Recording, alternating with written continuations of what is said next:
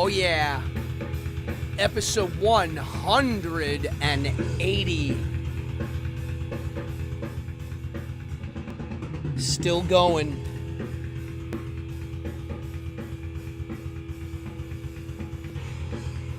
Let's have some fun. Grab a drink.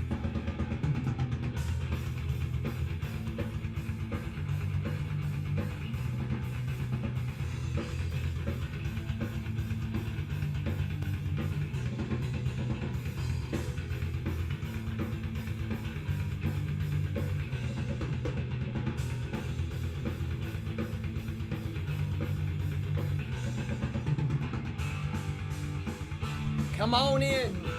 It's Monday, and I'm in a good mood. How are you?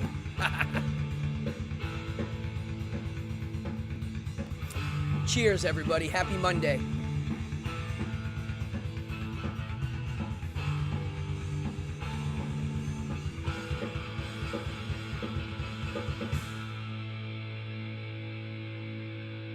There we go.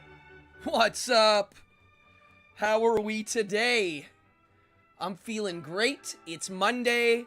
We already got a crew in here. Larry King Guy. Oh, Goblinko. What's up? Hiya. And my sister's in here. How are you, sis? Oh, wow. Ooh, it's a little hot in here. Happy spring. Wow, long time no see. I've had a crazy winter. I'll give you a little info on my crazy fun winter. Wow, here's my notes. I didn't even write today's episode on my notes. Come on in, grab a drink. This is a live show. Please say hi. If I know you, say hello. Ooh, I'm gonna leave this off. My eyes can see better with these on. These are migraine glasses. They're called MigraLens. I know a few people that use them. Come on in. I got lots to chat about. I have some rants, some rhymes. I have books to talk about, games. Going to talk about the board game business a bit. This Saturday, I went to the board game convention in Long Island. My impressions were, oh my goodness. My impressions were, it was small. It wasn't big. I'm going to remove these for a second. Oh. It was my mama's in the house. What's up, mama? I would say it was a very small convention, not very big, not a lot of dealers, not a lot of people selling games, a few new game demos, but not a lot of miniature displays. I did, however, see in the gaming area people playing Blood Bowl, which I liked. But as for a game con, there was one dice person. One. I thought there was going to be way more. It wasn't much for me. I wonder, while I was there, Sean, if that's you watching, or the other Goblinko people, I was trying to think about, like, if that crowd, what it would be like, trying to see if they would be into a game like Degenerates, and I actually think it would have stuck out like such a thumb that it would have been undeniable. Everything there was very drab. There was nothing electric. That's my problem with the game company business, is it got kind of drab. Nothing exciting, nothing dangerous, nothing wild. So, oh, it's always you. Okay. But yeah, honestly, I was trying to imagine, like, if there was a booth for your stuff there, what the vibe would look like, and it would definitely stick out. Yeah, so it was, the game scene got wimpy, weird. It's not very, like, dangerous and exciting anymore, like how I remember the old days. Not very rock and roll. But big news today. I woke up finding out that Clem Burke from Blondie has passed on to the land of darkness. He was amazing. I think he's an underrated drummer. I'm going to have a little spiel about him. Yeah, you got to be patient. Yes, I agree. Um, Blondie is a force to reckon with. They weren't just pop stars. They were a rock band. They were from the punk scene. They started off with humble beginnings, and I was lucky enough to share the stage with them on a handful of occasions, and I don't know what to say. I mean, it was my childhood dream to come true to even be in a band, let alone get to play with Blondie. So I got to see him sound check, and I mean, I got to be backstage with these guys and watch. And he, as a musician, stuck out as like the holy moly, wow. He was really good live. That rock disco beat that he could do, um, really dynamic drumming, natural, dynamic, heavy. Even in a pop song, he had a heavy feel. So, cheers to Glenn Burke. Wow, I will say it's funny. I study a lot of how people react to things. It's kind of my lifelong passion is studying reactions. Ah, yes, Mr. Mealy. Yes, you know that guy was pretty damn good. He was subtle and amazing. Um, yeah. What was I saying? I have to be careful when I look at the comments. But yeah, so I know what I was gonna say. A little philosophy here. Um, I always I'm marveled at how people react to people dying, and how it's like this. It's a negative to be the end of the chapter. Um, you can be like, I always thought it's okay to be surprised, and but like to have like this like devastated, the world's over, doom and gloom. Well, I will reserve that to his family, but I will just celebrate his existence. I mean, if the guy lived to be 20, yeah, he did more than anybody, in such a short time. Um, I did hear that Blondie was the first recorded rap song, like official recording, like in a major studio fashion. I'm sure there's other recordings, because I think the inventor of rap is Rudy Ray Moore, Dolomite. He's definitely one of the inventors of the genre. But I just think it's weird. Like I woke up and like my initial reaction wasn't like I'm devastated. It was more like he's gone, and I am so lucky to have crossed paths with him, and get hit such great music that I get to play forever now. He lives on.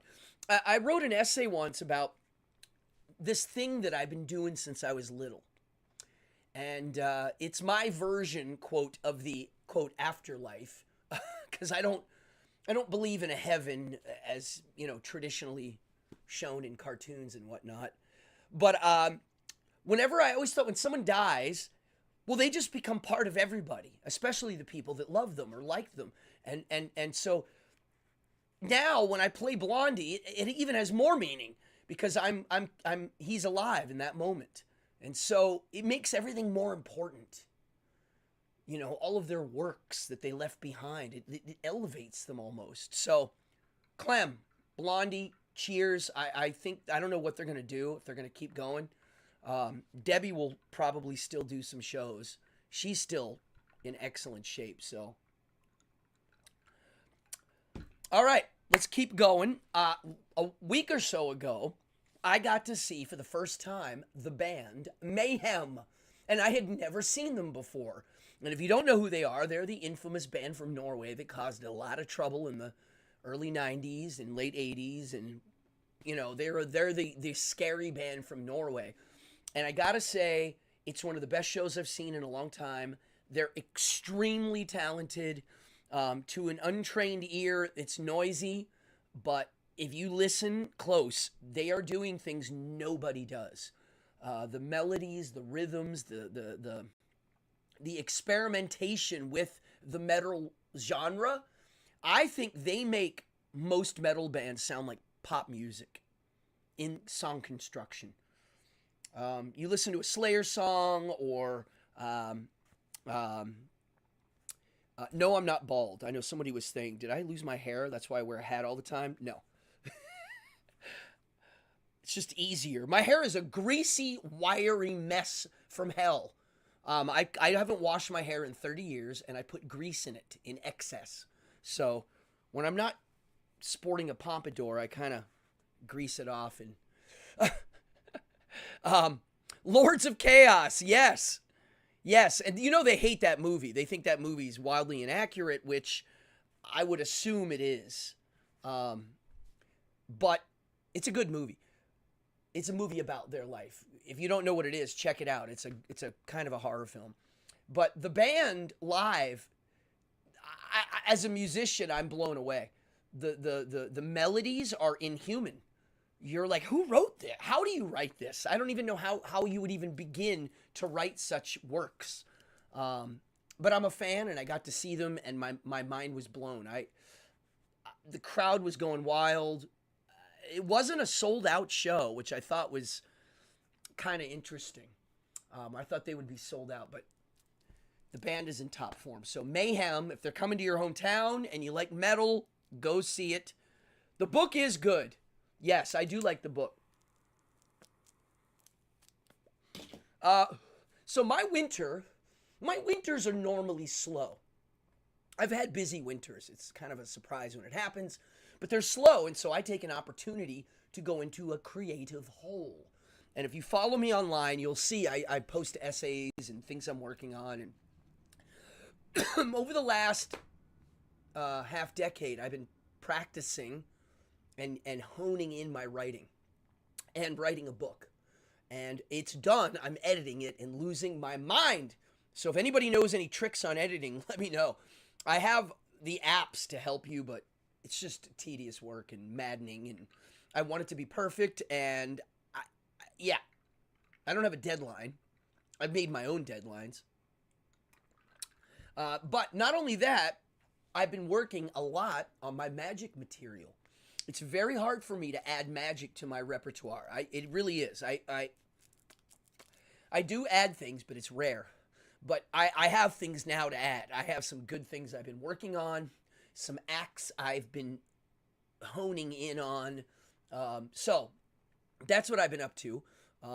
I signed on to do a film, an indie film, for next November. More on that later. Kind of exciting. There's some people in the cast that I'm a fan of. So more on that later. It's a horror film. It's a giallo. It's a low-budget, awesome giallo from Australia. So we'll get to that when it's time. Let's do a quick game thing. We got one of the game creators of my favorite game in the house right now watching. So cheers. Thank you for watching. I have been playing a lot of Dungeon Degenerates this winter. I have. It's my favorite game. I have it set up. It's set up right there, over there, right now. Thank you, Melissa.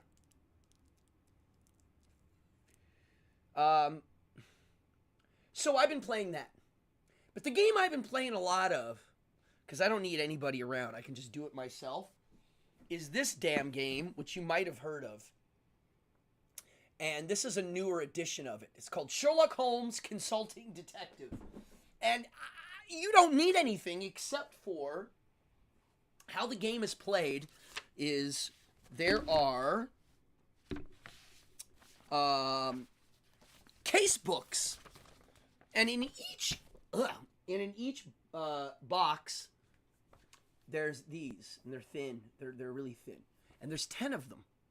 And you read the beginning. It tells you what happened.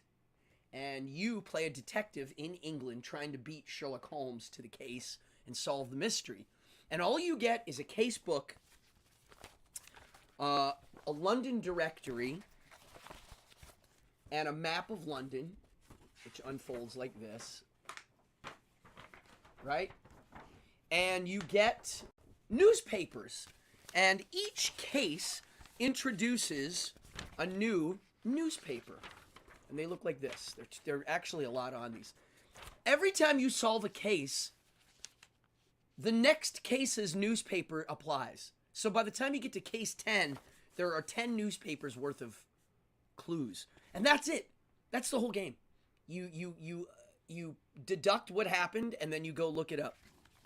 So now, Sean. So I highly recommend this. It's not easy. It's fun. It's a lot of reading and debating and thinking, and you take notes on a thing, and you got to really, it's like the real thing. It's kind of cool. Highly recommend it. Especially if you're a Sherlock Holmes fan. Now, Sean from Goblinko, who's in the house now, he's talking about the new expansions. There are 3 new expansions coming out, and one of them is a new setting, a new area to travel to, which is the moon, which I can't wait. And the other box set is a new way to play the game from the goblin point of view, with goblin characters. And then the third one, what is the third one? The third one's, it's not new missions. Forget what the third one is, but there's 3. I mean, it's a lot. Talon, party on. So, that's what I've been doing on games. And on the note of books, I have been in the deepest reading holes. I've been rereading old things, reading new things, and recently I have gone down a deep, dark H.P. Lovecraft hole. And I'm reading things that I missed and rereading ones I loved. And recently I read The Hound, Dirty Deeds. That's the other new box set. I read The Hound, and I read Dunwich Horror, which I'd never read. And, it's Micro Missions. I love it. Yes, that's a good idea. Yeah, that's right. It's little missions. I like it. So, Dunwich Horror, I blew my mind. It's in 2 parts, like the story when you read it, kind of. And I just found out that Richard Stanley is going to finish his Lovecraft project. Richard Stanley directed, and we're going to get to Richard Stanley later because he ties into Val Kilmer, but he did one of my favorite movies starring Val Kilmer, The Island of Dr. Moreau.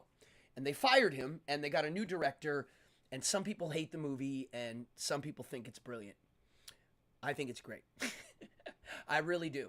And he directed Color Out of Space, which I highly recommend, and then he got canceled. I don't know the details, but he got canceled. It was the Me Too movement, and he got swept up in it. But guess what? He got uncanceled. It turns out whoever said whatever, I guess it turned out to be untrue, and they got ousted. So, cheers to Richard Stanley. He's doing Dunwich Horror in 2 films, Part 1 and Part 2. And I know exactly how Part 1's going to end, and I know how Part 2's going to end. I mean, it's two things. Yeah, Dr. Moreau has some details in it that blew my mind. I just watched it the other day. Well, we'll get to that. But I am a big fan of Richard Stanley. I am a big fan of Lovecraft, and I just found the coolest Lovecraft books. There's 3 of them. They're Japanese manga. Look how thick this is. And this is my favorite Lovecraft story, The Shadow over Innsmouth. And I'm about a quarter of the way into this, and it's so accurate to the story. It really looks how I imagined it. It's if you're a Lovecraft person, this is a good gift for a Lovecraft person. And this guy wrote a whole bunch of these. So I'm reading this. I own, these are the Lovecraft books I own. I have this one, and this one I've had for a while. I have another old one somewhere. I can't find it. But I'm a fan. I mean, he is... I should do a whole episode on him because he's one of the first atheist writers who his atheism is in the mythology. It's a fascinating way to look at the supernatural from that point of view, and that's what his is. It's like the Epicurean way. Epicurus was an early atomist. So Epicurus, the philosopher from 300 BC, he thought if there's something that exists, um, in the universe. And it could be a ghost, it could be anything. Anything. It's either matter or space. It's one or the other. It's like a kind of a binary number system almost. Matter, space, right? And it's funny. Well, what is space? What is zero? So this early atomist idea thought, well, if there's ghosts or demons or whatever, well, they're real. They're not supernatural. They're super and they're natural, but they're not supernatural. And that's the Lovecraft stuff, and I love it. I think it's fantastic. So I've been in a deep Lovecraft hole. I am still on the Lou Salome book on Friedrich Nietzsche, this book is very hard to find. Good luck.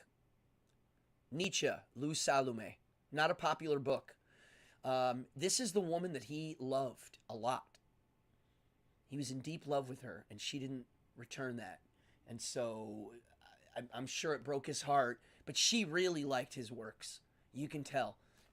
He definitely influenced her, and this book is her explaining his philosophy from her point of view. It's fantastic.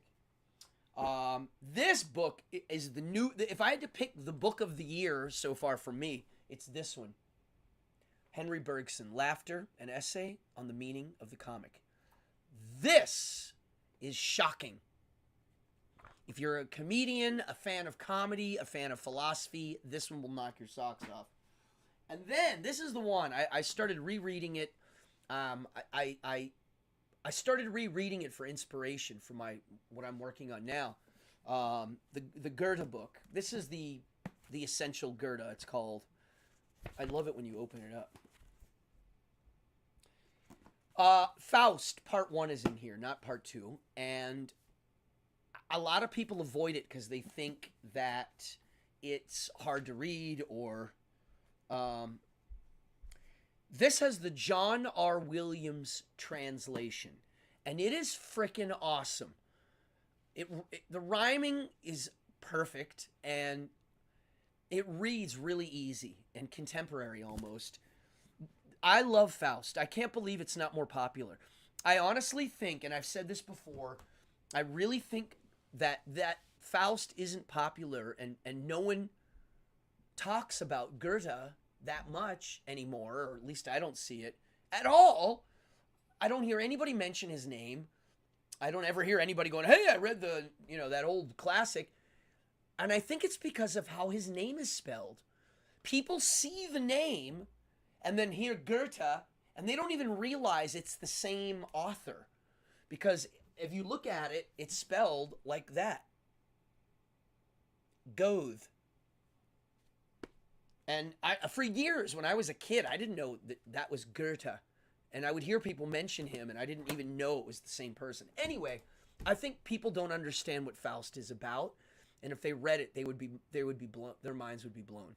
It is shocking and weird and funny, and it's amazing. Now, part 2 is a whole other thing. I have some issues with part 2. But I'm rereading it, and I realized I might need to do a project using Faust and Goethe. I have something in mind, but I don't want to say what it is yet. But I have a desire to, in some way, share or perform some of it. Or all of it. I don't know. All of it is meaty. But I really think people would enjoy it, and we'll see. We'll get to it. I highly recommend it if you want to read something wacky. And then last but not least, I just got this in the mail. I've been wanting to read this. The print is giant. It's going to be a 2-second read. But this one, Traditional American Wild Turkey Hunting. I have a couple books on turkey hunting. This is an old one. And so I'm just curious if there's some stuff in here that kind of got lost in the shuffle through the ages. This one's over 100 years old. I love turkey hunting. I already did my first scout to go get ready because it's 3-4 more weeks we're on. So I've been getting ready for that. And I've seen some great movies I want to mention before we get into the subject. Um, but the movies I got to see this recently, I saw an old film a few years ago. It came out. It's called Where Evil Lurks. Has anybody seen this? Where Evil Lurks. Anybody in the chat? It is an Argentinian possession film that's not like anything I'd seen. I'm so sick of possession movies following the tropes. This one had no tropes. None. It was the opposite. It was nothing I'd seen. It was scary. Loved it. Highly recommend it. I do want to see it again. I also saw on Sunday Death of a Unicorn, starring Jenna Ortega, and I can't remember the other guy's name. Is it Paul Rudd? I can't remember some actors' names. I loved it. I thought it was really good. I thought I'll see it again. It's cute. It's funny. It's weird. But it wasn't like a comedy. It's not like Scary Movie or anything. It still took itself seriously. And some of the gore was good. It's a horror film about unicorns. And with a really neat kind of a story. Now, I had some problems with it, but it's still a great movie. Some of the animation effects were The real practical effects looked good. I wish they used more of that. That's my only gripe. Other than that, it's a good movie. What other movies did I see? The one I want to see is Screamboat, the new Disney spoof. But aside from that, let's keep moving because I want to get to the JFK stuff. Do I have anything else to say before we get to this? Because honestly, I mean, I titled today's episode this. Where is it? Boom! JFK, Lovecraftian horror, Val Kilmer, party on. They all tie together into one big ball. Oh, by the way, my last episode that I did is mysteriously vanished from YouTube. No, I don't know why. They do that sometimes. If there's something in it they don't like, gone. I got a message saying it was removed. It didn't say it was for copyright reasons. Anywho. JFK. Now, I'll be honest. I am not a JFK freak. I'm not one of those persons that is a master at all things JFK. I saw the movie. I know some basic things. The thing that I saw that made me go, well, okay. So ever since I was a kid, I had heard that nobody believed that what they said happened. That the narrative that was spun, and I use the word spun on purpose, it means spun. The narrative that was put together, no one really bought it. It's common. If you went to a party and asked everybody, no, I highly doubt anybody. To me, Occam's razor applied to that was something fishy happened. So, whatever. Move on. Future. Here we are. And the thing that I heard that gave it a new edge is listening to some of these mobsters that are spilling the beans on all their stories now because they're either in some sort of, they got out of the mob, they just quit. And, as you know, the mob got really taken down a lot in the 90s. They started just really using that RICO law, and they cleaned it out, especially here in the city. And a lot of them flipped, They said, that's it. So if you listen to Michael Francis, who was a Colombo capo, he is now born again, nice guy, being the good boy now. He's a good guy. He went from the bad guys to the good guys. But even though you can kind of tell he still has the gleam in his eye of the gangster, which is why people watch him, he tells the story of when he was young and in the mob, he heard people talking about the JFK stuff and that he knew that the mob killed them. They were involved. And we do know that the mob was involved in trying to kill Castro. That's a fact. That's not a speculation or a conspiracy theory. Now, a note on conspiracy theory. A lot of people these days use it as a derogatory term. It immediately means Alex Jones kooky. Well, a lot of the things Alex Jones, said were kooky, a lot of them ended up being real too. He definitely has things he's wrong on, but he also had some things that he was right on that no one believed. And so the thing about a conspiracy theory is it's an easy way to take the gas out of somebody who's on the right track. And so I assume, everything's fake for a while until I put it all together. Now, I guess to certain people, they would call me a conspiracy theorist, but I'm a conspiracy theorist to reality. So if you're going to go far, I'll tell you, I'll go really far. I have some claims. There's some claims about reality I don't even know are true. So, but okay, so according to the mob, it was not the Chicago faction, it was the New Orleans faction that was in charge. And I don't know if you know this, but they're the original ones, the New Orleans guys. They're the ones that came from Sicily. They went there first. So when I first heard these stories about the gangster guys talking about it, it made sense. I mean, the man that killed Lee Harvey Oswald was a known associate to the mob, okay? Now, let's just pause for a second. It is a known fact that JFK's dad, Joe Kennedy, was an associate to the mob also. And that's not a conspiracy theory. You can even, it's on Wiki. Not that anything on Wiki's true, but if it's on there long enough, it has a little more credibility, right? No one took it down. Ah, Jim has some theories. Well, okay, so check this out. Joe Kennedy was a rum runner. He was in the booze business, and he was doing bootleg, and he was involved. The main what's the name of the gangster he was involved in? Oh, Joe Costello. That was one of his guys. Well, anyway, they were all... It's clear that there's crooked stuff going on. Okay. And that's JFK, not Lee Harvey Oswald, not... So all of these guys have mob connections and stuff, right? Okay, so at any rate, now let's look at the CIA at the time. It's after World War II. The CIA is expanding. When you have no oversight, there's no end to the expansion. They just keep expanding. I can't believe people don't know this.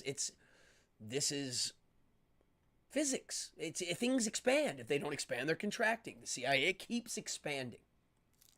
They have their hands over everything. They are listening to everybody. They are tapping phone calls. They are tapping, they were going after the civil rights movement. They had their hands on everything. So now, fast forward to recently. Let's go back 2 months ago. Do you guys remember the drone story that was on the news all day? Drone.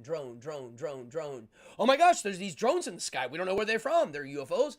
There was like a 2-week span of time. Well, they knew what they were. They didn't say anything. But they didn't want to say anything because it was eating up news space while Syria was falling. Project Timber Sycamore. You guys know what Timber Sycamore is? Wiki it. You'll see. Timber Sycamore... George Bush Sr. Yes. So George Bush Sr. was in Dallas when the assassination happened.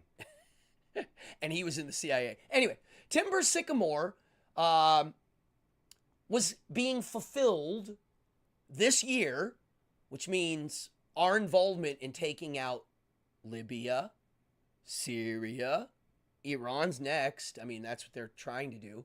So they had a plan to dominate the Middle East. Everybody wants to blame this administration. Well, go way back. It's been going on for, 35, 40 years? they've been having their hands over there. And Timber Sycamore, I believe, was during the Obama administration, and Hillary was the first one to. She did the Syria one. You know, there's just, it keeps moving. It doesn't end. Both parties are involved. It's not a bipartisan thing. It's the government. It's the internal workings of the government too. They love when there's a UFO story. It's perfect. You know, the UFO thing's not real, folks. I got to break it to you. I'm sorry. All of this UFO stuff you see on TV from the government's point of view, I'm telling you, it's not real. The person that did the story and put it on, I've done many episodes on this, they put it on the front page of the New York Times. That story is not journalistically sound. It's fake.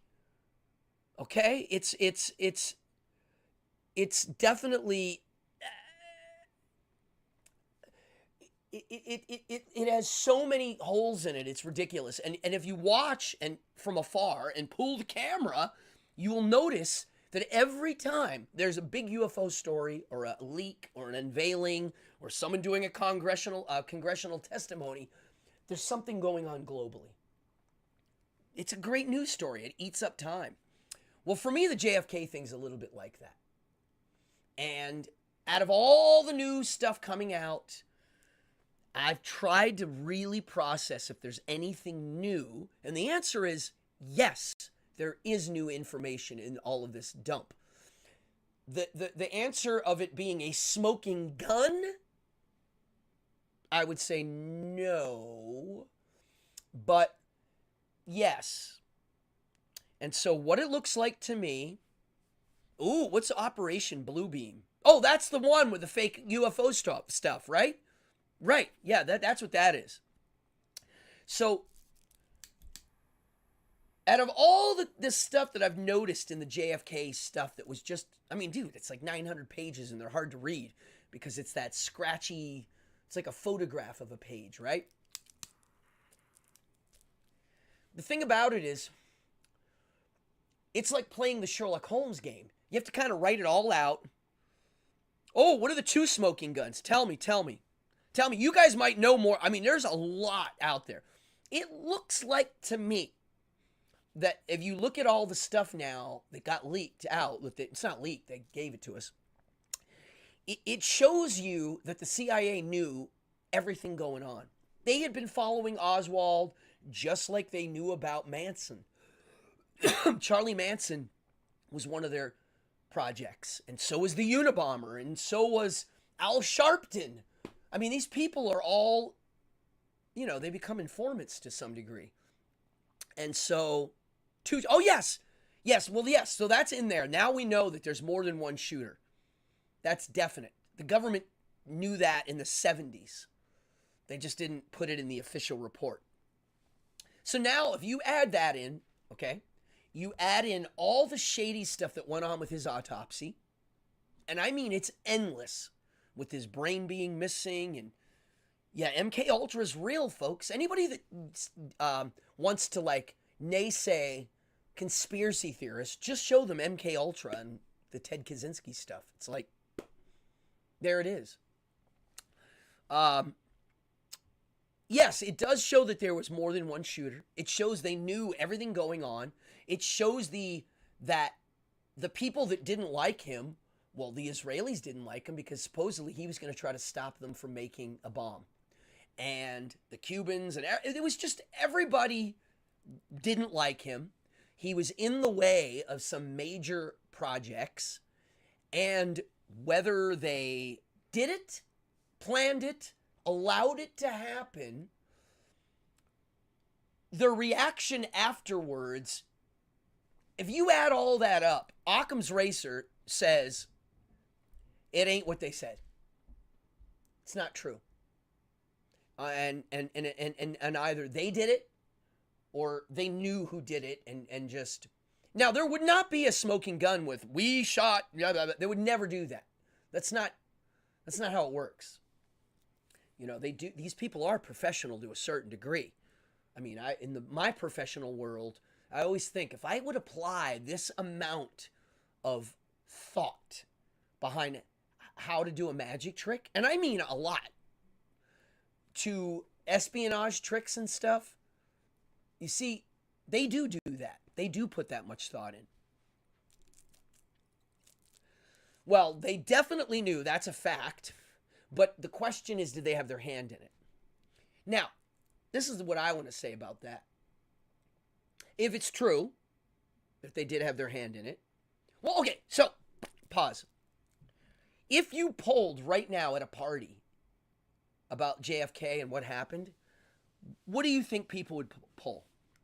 90% would say it was some sort of CIA op? Do you think that? I don't know. What do you think? I think most people know in their heart that it didn't happen the way it's being said. And that we're being lied to. Yes? Would you agree? Okay, now, on that note, if that's true, that our own government had a hand in taking out one of its own on that scale, in that manner, then what? I don't even know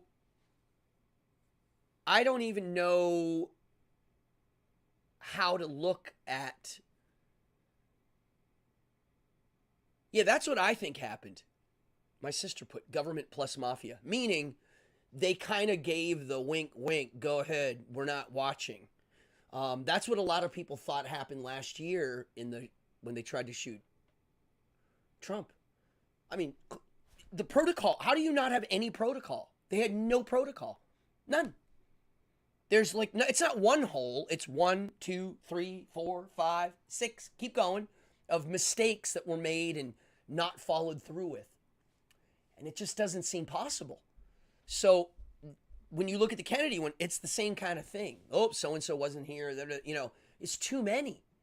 And in a game where you're doing extra on top of it to keep on the protocol, right? That's that game of security and the president. For it to go that far the other way, I play detective games. That's how you figure out the mystery. You just write it on a piece of paper and you go, oh, right there it is. Occam's razor. That's the most plausible thing. Look. And so I think most people know in their hearts it's not how it was. Now, the funny part is, after realizing that, which I do, that's how I feel. I mean, I'm sure a lot of you feel the same. How do you even have a debate on anything that has anything to do with our governments? There's nothing to discuss anymore. Nothing. Zero. Zilch. Out. Bye-bye. Gone. There's nothing to discuss. If they kill their own and you don't even know and you're not allowed to talk about it, and blah, blah, blah, blah, it's over. There's nothing to discuss. Everybody, it's all bad. All of it. And people should, hey, Dan P., what up? Yeah, people should, I think, act accordingly, maybe. That's it. It's over. How do you have any semblance of trust if that's true? And I think most people think it's true, which means they're a walking cognitive dissonant body. People are walking around well knowing that one thing's completely true and causing this to happen, and over here they can't accept it. So they pretend that there's some sort of semblance of, we're here to fight for the good. It's like, it's really bad if the internal government kills the presidents and politicians they don't like, and other world leaders. They just do it. I wish they were more like, people always criticize it, but I wish they were more like the mob, where they just are open with it. It's like, yeah, we don't like him, we're going to take him out. I mean, that's better. It's a little more easier to stomach if it's that open, but they don't do that. There's this false sense of, I was married once. You have no trust in your body. Yeah, me neither. I'm on the, I don't know. And so, you know, I just can't believe anybody has anything to discuss about anything. And why even protest anything? What's the point? What is the point? Why are you, the people that don't like the president, I don't see a point. If they shoot their own when they want, what's the point? And on the other side of it, like on the people that support the other side, again, what's the point? The internal workings are so there's another group making decisions is what it shows you. There's another group. Somebody else is actually saying, here's what we're going to do. You know, I don't think people really think that they're going, what are we going to do about? No, there's someone suggesting it. Yeah, lots of good guy badges. The whole thing's a good guy badge. That's the problem. That's why it's corrupted. It's in its core going to be corrupted immediately by the job. That's the tricky part. The job itself requires a certain wrong. So so then who is making the decisions? Who is, you know, again, oh, the conspiracy theory. Well, no, there are people making decisions. The people that have a lot of money and are spending money and are making things to consume and controlling the resources.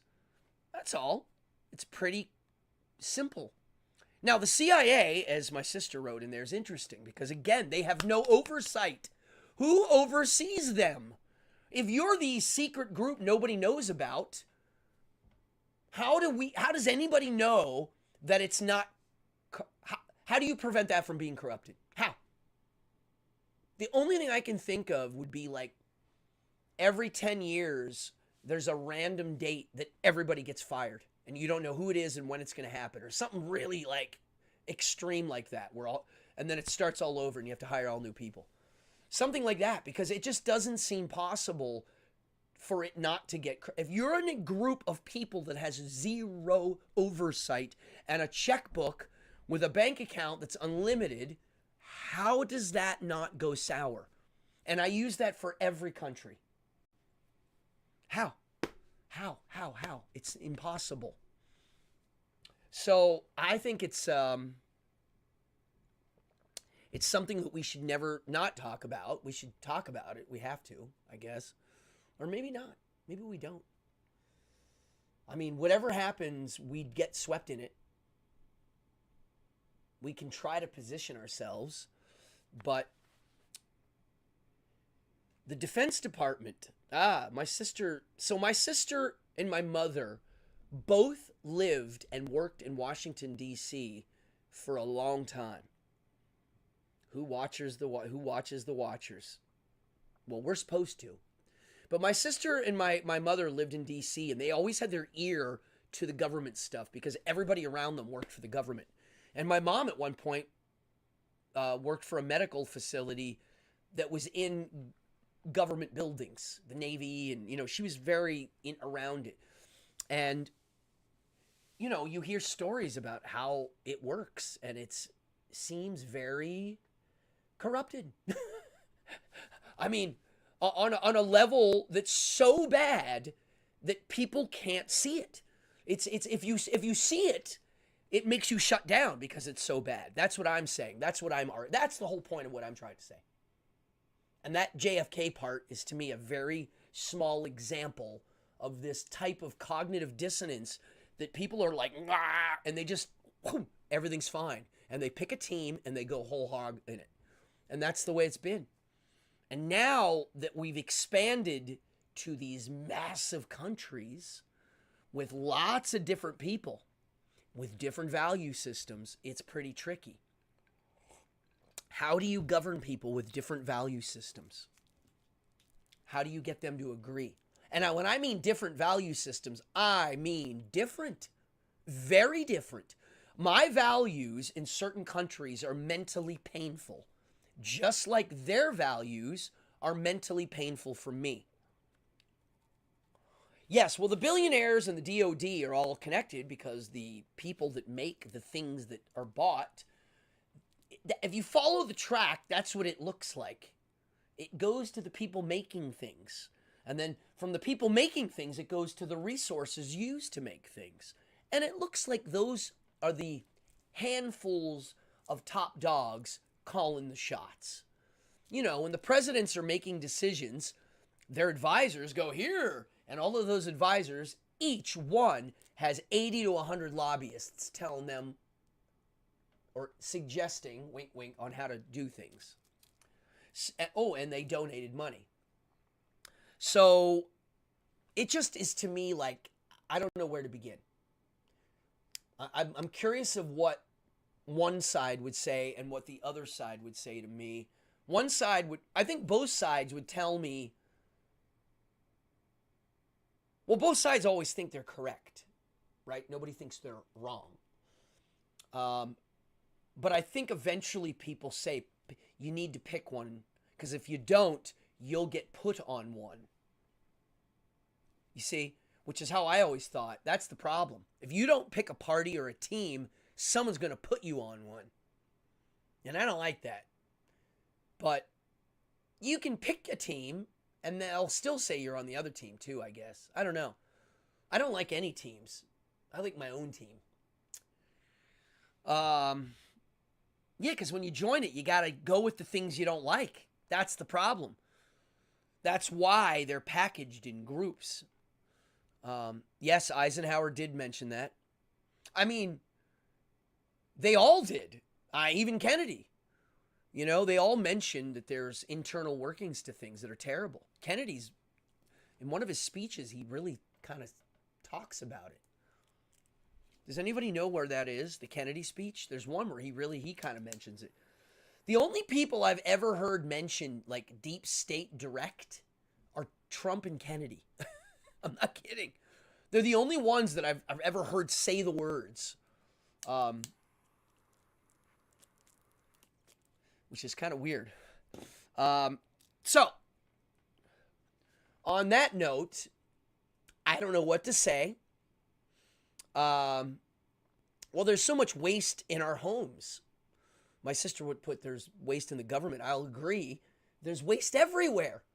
I was in the grocery store today, and everything's packaging. Just packaging and packaging and packaging and packaging in these crazy boxes. And, you know, 4 crackers, 4 pretzels, and 4 little pieces of cheese in this giant plastic package. I went to buy Irish butter today, and they had 2 kinds. One was in a plastic tub, and one was just in a box. And they were wildly different prices, and the one that was more money had less butter. You were paying for the package. What is wrong with people? We should be actively boycotting these kind of products. Like when you see it in the store, you should laugh at it and put it back. But people don't. Now, do you know, and I didn't know this. This is some new thing I just learned. This blew my mind. Grocery stores don't make money selling food anymore. Nope. Just like car companies don't make money selling cars. That's why they're able to give them to you for cheaper. They make monies on the loans. And in the grocery store, they make money on selling product placement. I go to this grocery store that's massive, and they have nothing. They have walls of Ritz and walls of Coke. And if you look close, there's not much there. You go to Trader Joe's, and they got 1 million products in a tiny little store. See how it's curated differently? They get to pick where everything goes in the store. And they're not making money from selling ad space. So, as waste goes, if people were taught when they're little how to not be wasteful at home, it translates to your work and your neighbor and your country. It grows. But kids have to be taught what wasteful is and what, if you're not wasteful, what you gain. You know, if you saw the gain, you would never be wasteful. You know, if you actually got a check every month from your recycled goods, we'd be recycling. See what I'm saying? But there's, you know, no reward anymore. So what people don't. When you live in the woods and you farm and you hunt and you fish and you hunt and gather, you realize quick what waste is and how not to do it. It means something. So I think, you know, we have a lot to learn, not as a country, as a world. I think we have a lot to learn as humans. And until such time, I am afraid that we are going to be dealing with some wild stuff up and down. You know, we evolved to be a certain thing, a data processor creature that's really good at getting us to tomorrow. Not next year, tomorrow. Our senses are wired for hunting and gathering and getting to tomorrow, not thriving. And a couple people learn how to do a couple tricks with math, and the math goes, and they just make money. That's what the stock market does. It's a little trick. They figured out the tricks to it. It's like a game. And they don't add to anything. What are they doing? They're not making anything. They're not creating anything. They're just doing a numbers trick. And if everybody knew that numbers trick, the whole thing wouldn't work. That should tell you that it's kind of eh. Now, on a side note, and to take this to a better place and end the show, Lovecraft, as a writer, and the horror that comes out of his works is kind of like, for me, in this, and I would never call this time a tragic time. I know a lot of people watching will. I mean, I wake up with people going, I don't know how I'm going to live today because of the news or whatever's on the news. And so that's not me. But I see a lot of people bugging out around me, so obviously I'm still affected because it's still, I see it. It's around. But I do find some solace in H.P. Lovecraft's horror. And that's because the demons and the monsters and the horror, the terror and the tragedy that unfolds, well, it's just like, it's like a reminder that there are things going on that we can't see. It doesn't mean that there's supernatural things controlling anything. It's just, we don't understand everything. And sometimes when things manifest, they are these blobby monsters that don't make any sense, and they make you go nuts when you see it. Like, I don't. That's the thing about H.P. Lovecraft's horror, is that it created the insanity points in board games. You know, a monster so hideous that you don't die, but you go mad just from looking at it. You know, it's got mouths all over its face and buttholes for eyes, and its tongue is a donkey tail. You know, and it's pulsating colors, and, you know, things that, right? And so to me, that kind of horror, those kind of monsters, well, they just put everything into perspective, and they make me they make me appreciate that some of the chaos and tragedy and wars and famines going on, it's been rolling that direction, and it needs to unroll. It needs to go there. And so I don't understand it, but, you know, like I always say, things never start here. You know, everybody always thinks, the war started here. They invaded us here. Well, okay, but let's keep talking. You know, that's terrible, but there were other things that happened way before that, and way before that, and way before that, and you can keep going. Even the Ukraine one, like, Russia invaded. They're jerks. Okay, but we've been involved in the Ukraine elections from 15 years ago. And so imagine if China had a guy in Canada following them around. What if the president of China's son was on the board of energy in Canada? We would be like, why is the Americans over there so much? Well, because we were involved, obviously. And so all of these proxy wars, they don't start on one day, you know? And I don't understand it. It's going to unfurl. You can complain about it or join it or watch it. You know, there's some options. You can go out and scream and yell if that makes you feel good. You can go help one of the teams. You can actually go fight. Or you can watch it on TV. You can watch it on TV and then comment all day on your computer, which I know a lot of people that do that. I hope are they getting a catharsis out of that? They feel like they've done something? I don't know. Um, yes. Oh, yes, yes, yes. Okay. So Talon put, with Lovecraft, it's not always what you see, what you don't see that's terrifying. Well, to me, yeah. That's why I assume there's bad things going on right now, very close to me, or inside of me. You know what I mean? I don't know. I could have some ticking time bomb in me right now. We all could. I assume that, and I accept that. You know. Yeah. So, on that note, one way to deal with it all is to party and to make art and to create your own things and share them. And to me, um, one of the performers that embodies that is Val Kilmer. And when he died the other day, I was quite, wow, I liked him a lot. I was like, ooh, I forgot about him being sick. You know, that's the thing. Like, it's a surprise. You're like, oh, yeah, he was sick and that he's gone. I smiled as soon as I started thinking of all of his movies. He made so many great movies, and even the bad ones were good. He made movies that were bad and they were still good. And we'll talk about a few of them right now. What are your favorites? I'm curious. Please write them in the bottom. Now, I heard he was kind of a nutcase in real life if you had to deal with him. And he made that new movie recently about his life. And I think it's kind of him apologizing a bit about being a kook. At any rate, I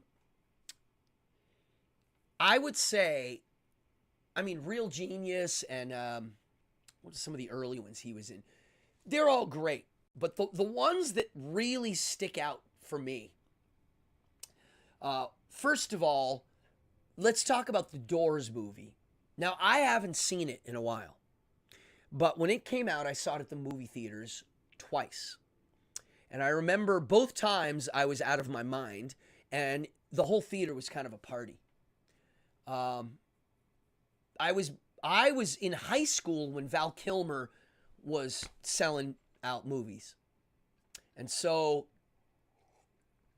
he was that guy. He was the cool guy for my generation. But he was good and he was electrifying and he had that, I always say, the eye of the tiger. And so the Doors movie, I did like him in it. I don't know if the story holds up. Oh, yes. That Mark Twain thing. Yes.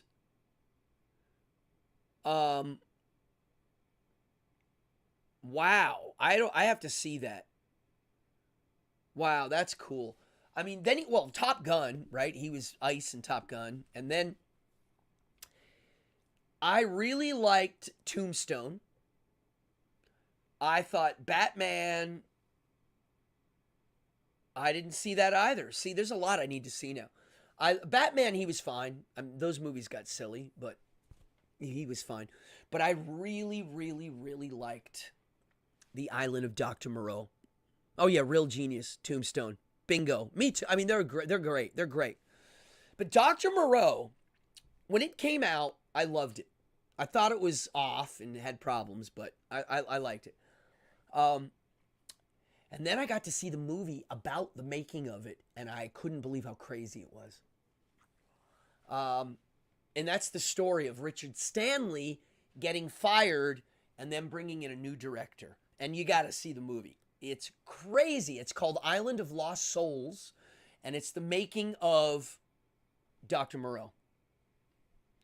Amazing. It's got Marlon Brando in it, the world's smallest man, Val Kilmer,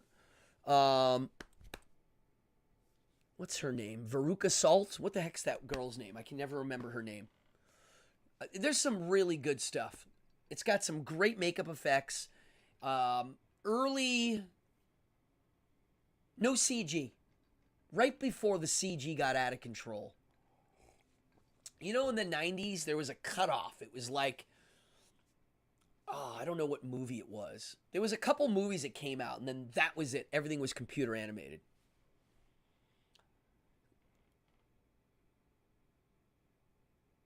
Ferzia. What is that? Is a fox in it? What is that? Now, I don't know all of his films. I haven't seen them all. I will now go watch them. And like I said, they're a part of us all now, these people. Like, we get to be their cheerleaders and ad agents. T2. Yeah, Terminator 2. Yeah. Oh my God. You're right. It was the blob, the silver blob. You're right. Ah. I might be on Twitch. Am I? I think I do have a Twitch account. I don't use it. I want to learn how to do it. I don't know how to do it. I'm old and don't know how to do technology. I fell through the cracks a bit, I'm afraid to say. Yeah, I'm analog, man. I have a hard time. My brain's not wired for the computer. I can do a little bit. I always need help. But Val Kilmer in The Island of Dr. Moreau does an impersonation of Marlon Brando. And he does a few of them throughout the movie. And they are rock solid. They're really good. And I was going to show a clip, but I don't think I am. Because what happens is some of them you get flagged. Yeah, this internet stuff is... It's no fun. I wish I could vanish offline. I think about it. Poof, I'm gone. I have some friends that have done it. They don't have their Instagrams or Facebooks. They have websites and that's it. I have friends that do that. I get why, but I don't know. I mean, I get work from being online, so. But I'm tired of it. I like books. I like records. I like hanging posters. I like making things and photocopying them. I'm tired of the computer. I don't know if anybody else is. I don't know. I'm actually getting tired of the computer because it seems like everybody's will to power online is, it's not just obvious, it's I don't even know where to begin. But recently I just been seeing a lot of people posting the most desperate kind of attention grabbing posts. Like, people are just like, "Hi, let me tell you about myself." Like, and these are people that have, like, they're not, like, isolated. I know they're not. It's just so, I don't want to use the word needy, but, like, really, like, too much. And not very fun or informative or exciting. It's a repeat of some dull things. And I don't know if it's me being jaded or me noticing a part of reality that it just is what it is. And because it's online, it really is easy to see.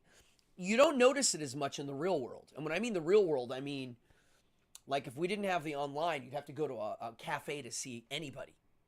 I mean, you could sit in front of your house, but if you want to see people, you have to go out. You have to go to a store.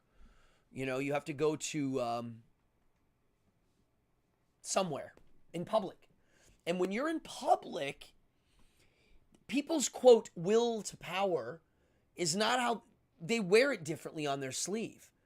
Online, they wear it completely differently. And I think if you wear it on your sleeve in the real world, it doesn't work. It doesn't work. It has to be more you and your character and not such an ad sell. The other thing I noticed online is people sharing incessantly, over and over, things they're consuming. And to me, consuming is okay if it's fuel for something. Oh, wow. I love it. He says he works at an army base warehouse, and I use a computer 10% of my day, and it's 90% of my stress. Yeah, I would agree. Yeah. Um, well, but the consuming thing about I wanted to point out is I like to see when people are consuming, and from that, it delivers them to a new place. You know what I'm saying? Like, it's a way to get to the next level almost, as opposed to just eating and shitting and eating and shitting. It's like it's fuel for their real fire, you know. And so I just see people. It's just too much. It's gotten to be. It's gotten to be so much. And so I really do fantasize about turning it all off. It's like, it would be so wild. Think about that. That's what it's going to be like in the future when people die. It won't be like that they're dead. It'll be like the day they they dropped their accounts. They're kind of, it's a funeral. It's like, oh no. And then when they actually die, you may never even know. That's it. Wonder if it'll ever get like that, where there'll be literally two deaths. When you turn the computer off, and then when you actually die. Actually, you'll have three deaths. It'll be turn the computer off, people still remember you, you die, people still remember you, and the last person that remembers you dying, that's your third death. Wow. I never thought of that. Well, right, but your posts are good. I'll be honest, your posts are kind of from the heart. I know your posts. I look at them. I don't look at most people's posts. I look at yours. I'll be honest. Yeah. I like when people post things that are uplifting and warm and fun and not dwelling on doom and gloom. I do like that. Especially music, shows, things like that. These are the things we dreamt of when we were kids, but you couldn't do it. Now you can. Yeah, so yeah, you're a musician curator. I have some friends that go see a lot of bands like you, and they're able to like present. You're almost like a journalist on live music and like what's new and what's moving. I think, is tonight the Murphy's Law show in Long Island? Yeah, they're playing in Amityville. Goblinko. Yeah, well, okay. Goblinko's posts are good. Well, Sean, your regular posts, like you really light me up with things that you find. But oh, I unfollow people every day. I make it part of my day now. I do. I make it part of my day to get rid of people and unfollow people. But yeah, you're of the same generation as me, Sean, where we come from the analog world, and I really feel it. Like for me, a video game, like I have a console in my other room, one of the big ones. Like I go play it and then I walk away from it. But if I do play it, it's for 10 minutes, and it's once a month. If that, you know, like I have some periods in my life where I'll play it a little bit, but I'm getting tired. I'm mentally just, it's too much. It's so much. And the doom and gloom for me is the big one. Like, you know, even if it really is doom and gloom, great. I choose not to live in that zone.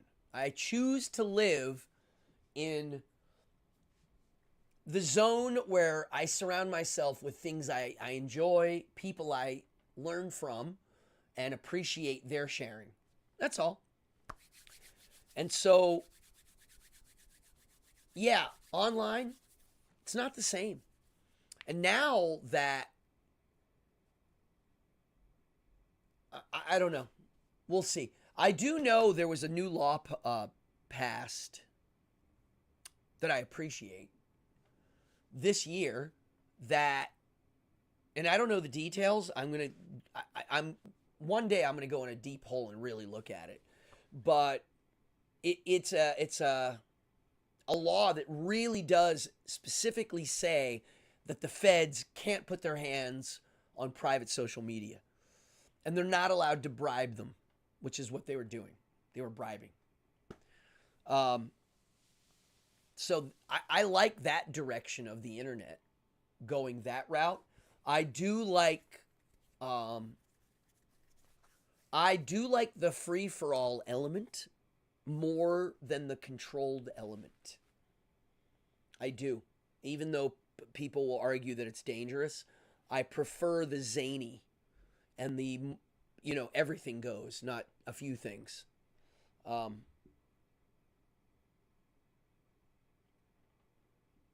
Well, you're right. Yes, most people's perceptions are far from reality. Or their perceptions aren't their own perceptions. That's how I see it. Most people's frameworks that they're walking around and seeing aren't their own. That frame is somebody else's. And they're seeing it through that frame. And it's not theirs. It never was. And it's fine. They're used to it. If you took it away, they would not know what to do. It would take a while. And they'd probably put the frame back on. So that's how I see it. I agree. I think the internet should be the Wild West. And let people sort it out themselves. I do. I just think, yeah. Especially when robots are getting involved quickly. Quickly. Well, not quickly. They already are. They're already monitoring things and watching and kicking people out and firing and sending an email and warning you. It's all there's definitely, that's already happening. I have given out at least 6 copies of Meditations to my doom and gloom friends. Wow, that's cool. Now, out of those 6, did any of them read it and come back to you and say, holy crap, that book was cool? And you know what's crazy about Meditations by Marcus Aurelius? Is that he never once mentions in there what his gig is. Oh yeah, I'm just a Roman boss dog.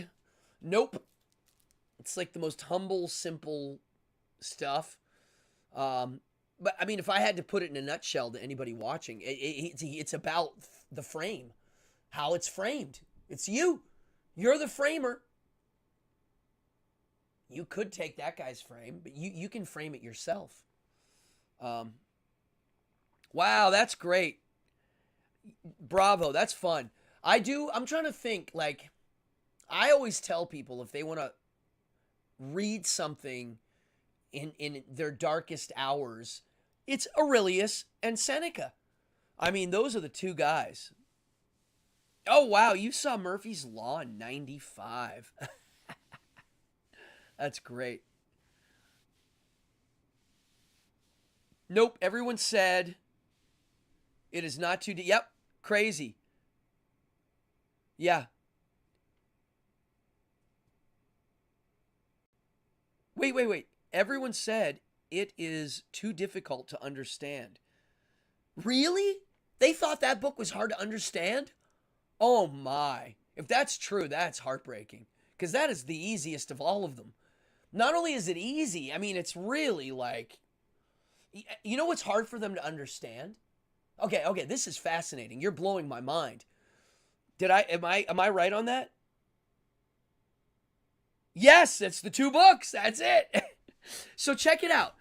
The fact that if somebody's like, oh, that's too much for me, it's too hard to understand, it means they're incapable of reading. They're capable of reading a story, right? But the type of story that's going to be about framing reality and just talking about how things operate in reality, they can't get to that. That's what's fascinating.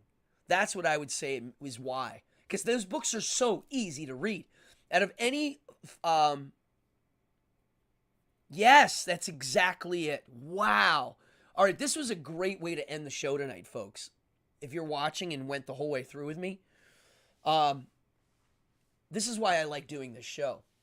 Moments like this. So Dan, who read Seneca and Marcus Aurelius, right? He read these books. He definitely immediately was like, wow, this is not only uplifting, it's easy, right? I mean, really, me, when I was reading it for the first time, I was like, why is this not more popular? This is so easy. This should be required reading in grade school, like, or in middle school, right? Yeah, it is. So, wow. So then, he's recommending it to people and they're like, it's too much. And I've given copies of this book and people, they don't read it. They won't read it. They just, it's almost like they are afraid to even know what it's about because, it's going to make them change. If the cucumber is bitter, throw it away. Yeah. Yeah. Yeah, no, it's it's wild. It really is. I mean, oh yeah, me too. I mean, I just recently went to some nonfiction, or to fiction, because I'm such a nonfiction nerd.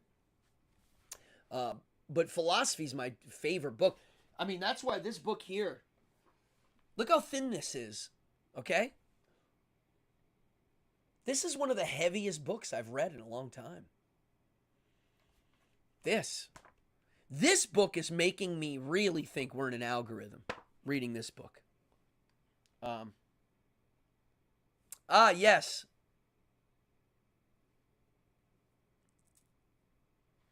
Oh, I have definitely seen that movie. Hold on, we'll get to that. Yes. Ryan Holiday. Yes. Okay, so Ryan Holiday's fine, but honestly, if you just read Seneca, you're weeding out. He's in between. You don't need him. I mean, I like that he's gotten a lot of people interested in Stoicism, but honestly, the problem I have is he doesn't lead you to other things like Friedrich Nietzsche or Camus, some of the really like modern twists, And so, I mean, he seems great, but Seneca it's right there. It's the source. And Aurelius is the source, and you just read it and just that's it. Read it and go write some notes. Sean Goblinko, yes. Jan Svavermaker, I can never pronounce his name. He did Faust, and it's part animated and part live action, and it's fantastic. I highly recommend it. There's also a live production of Faust with subtitles on YouTube. It's very long. It's very good. They perform the whole play, even the prologue, the whole thing.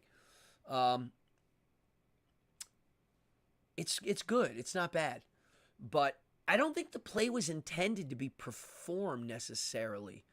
I want to look more on that subject.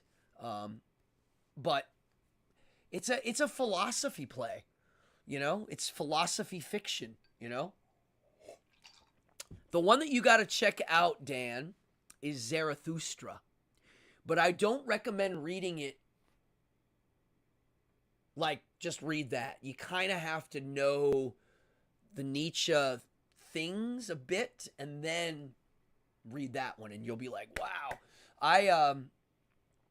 Beyond Good and Evil, you should read that because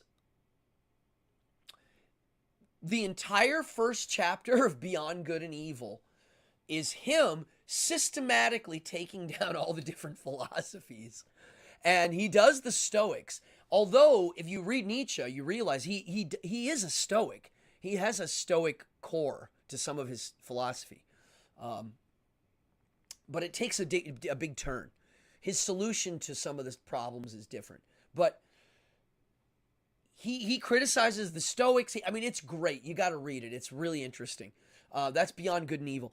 He wrote Beyond Good and Evil so that people could understand Zarathustra. It's so weird. Okay. So after Schopenhauer, So Schopenhauer is Nietzsche's biggest influence, and then there's a big twist, a big one. He actually made friends. He knew these people, and he eventually had not nice things to say about them. It's very interesting. But Schopenhauer was the pessimist, and Nietzsche took it to an optimistic level. That's what he did.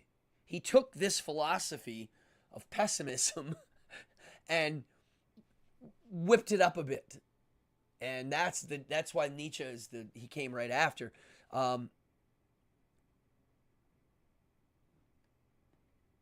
I know he is. I know. So Goblinko just wrote, also it's funny that I always note that Goethe isn't popular in the USA.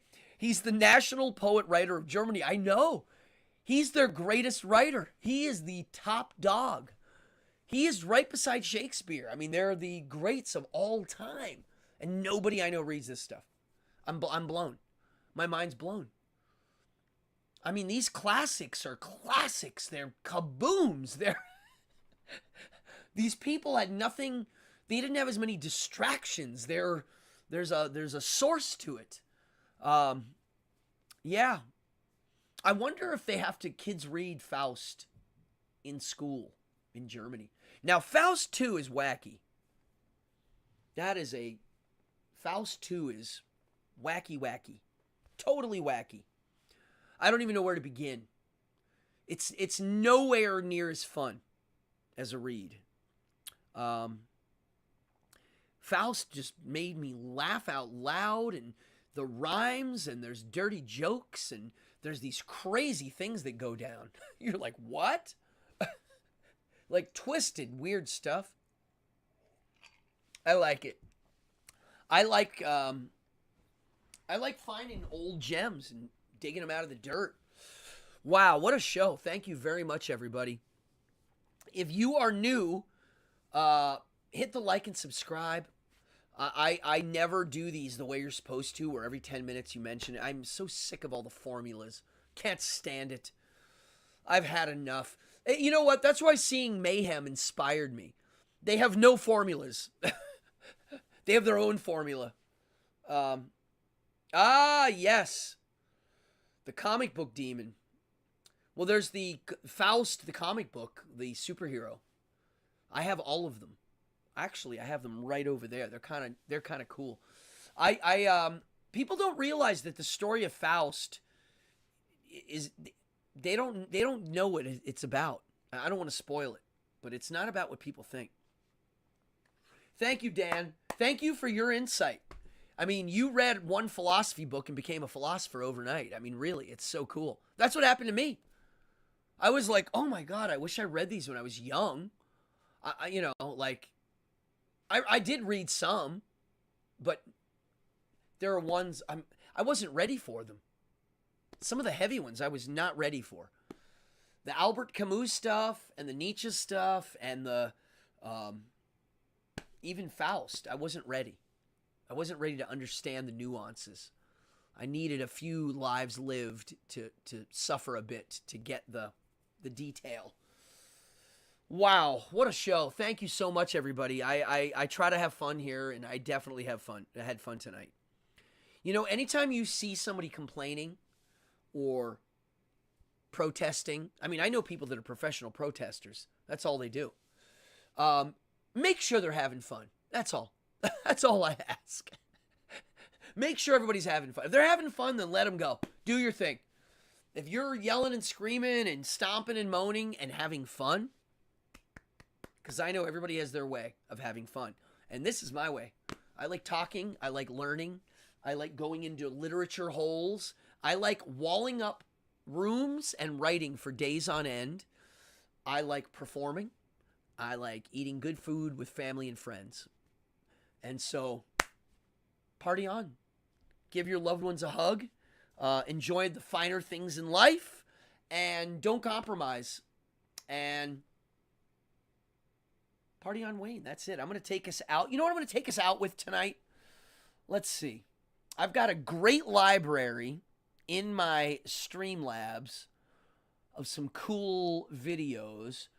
And I wish I could show you a Blondie video with Clem. That'll get flagged.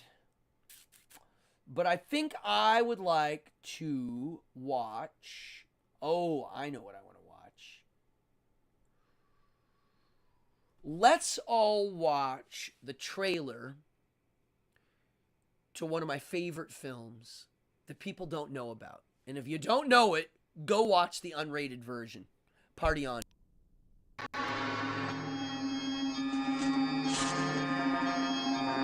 He plies me with caresses, lustful, obscene. He enters my bed at night and takes from me that which is consecrated to my divine rank on Jesus Christ. And what form does this incubus take? Who is responsible for this evil possession? But of course I can prove nothing. This Mother Superior may be little more than a hysterical nun. But if it is a genuine case of possession by devils, and if Grandier himself was proved to be involved, yes, I think it bears investigation, gentlemen. You've been a magician. I've come with good devils. Face eternal damnation. Conjecture is useless. We need a professional witch hunter. We must send for Father Barre.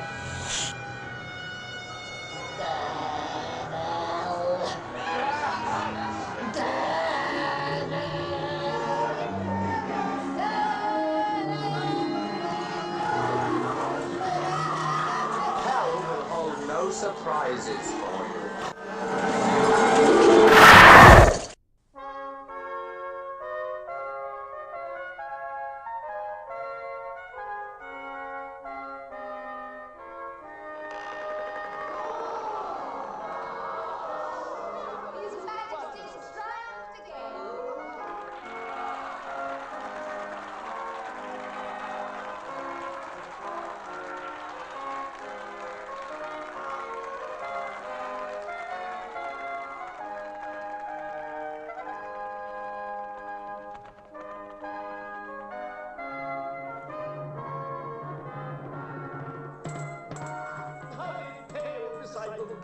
His Majesty. I am in mind. I love women. I have enjoyed it all.